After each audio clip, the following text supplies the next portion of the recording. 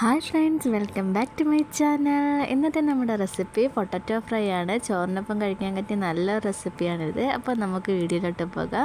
3 potato എടുത്തിട്ടുണ്ട്. ഇനി നമുക്ക് ഇതുപോലെ ഒന്ന് കട്ട് ചെയ്തെടുക്കണം. റൗണ്ട് ഷേപ്പിൽ നല്ല തിന്നായിട്ടാണ് കട്ട് ചെയ്തെടുത്തിരിക്കുന്നത്.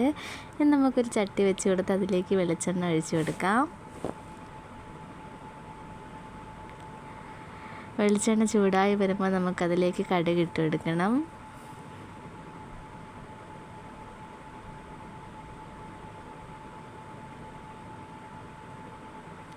അപ്പോൾ കടുക് ഒന്ന് പൊട്ടി വന്നിട്ടുണ്ട്.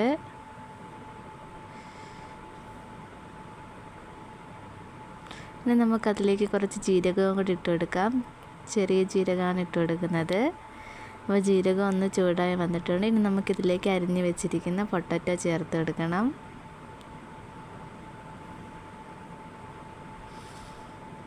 പൊട്ടറ്റോ ചേർത്ത് നമുക്ക് നന്നായിട്ടൊന്ന് ഇളക്കി കൊടുക്കാം.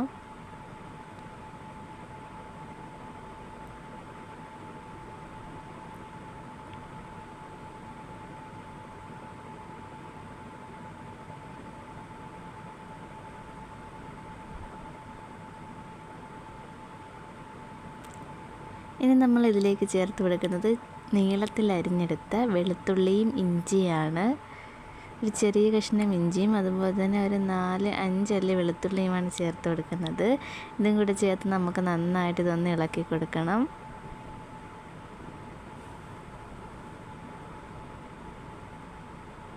ഇനി നമ്മളിതിലേക്ക് ചേർത്ത് കൊടുക്കുന്നത് ചെറിയുള്ളിയാണ്. ഒരു 15 ചെറിയുള്ളി ഞാൻ ഇതിലേക്ക് ചേർത്ത് കൊടുക്കുന്നുണ്ട്. ചെറുതായി അരിഞ്ഞതാണ്. ഇതും കൂടി ചേർത്ത് കൊടുത്ത് നമുക്കിത് നന്നായിട്ടൊന്ന് ഇളക്കി കൊടുക്കാം. നമുക്കിതൊന്ന് അടച്ച് വെച്ച് വേവിച്ചെടുക്കാം. അപ്പോൾ നമ്മുടെ പൊട്ടാറ്റോ ഇവിടെ ഏകദേശം ഒന്ന് മൊരിഞ്ഞ് വന്നിട്ടുണ്ട്. ഇനി നമുക്കിതിലേക്കുള്ള മസാലകളാണ് ചേർത്ത് കൊടുക്കാനുള്ളത്. ഒരു 1/2 സ്പൂൺ മുളക് പൊടി ഞാനിവിടെ ചേർത്ത് കൊടുക്കുന്നുണ്ട്. എന്നിട്ട് നമുക്കിതൊന്ന് ഇളക്കി കൊടുക്കാം.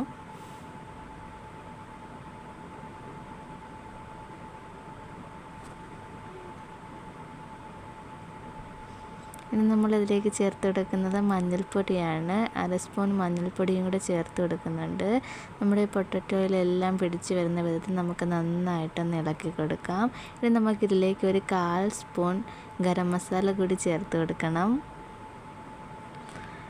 ഈ മസാലകളിലേക്ക് ഒരു പച്ച മണം മാറി വരുന്നത് വരെ നമുക്കിത് നന്നായിട്ട് ഇതുപോലെ ഒന്ന് ഇളക്കി കൊടുക്കാം. ഇനി നമുക്കിതിലേക്ക് ആവശ്യത്തിനുള്ള ഉപ്പ് കൂടി ചേർത്ത് കൊടുക്കണം. ലോ ഫ്ലെയിമിൽ വെച്ചാണ് കുക്ക് ചെയ്തെടുക്കാനുള്ളത്. നമ്മൾ പൊട്ടറ്റോ നന്നായിട്ടൊന്ന് മൊരിഞ്ഞ് വരണം. ഇനി നമുക്കിതിലേക്ക് കുറച്ച് കറിവേപ്പില കൂടി ഇട്ട് കൊടുക്കാം.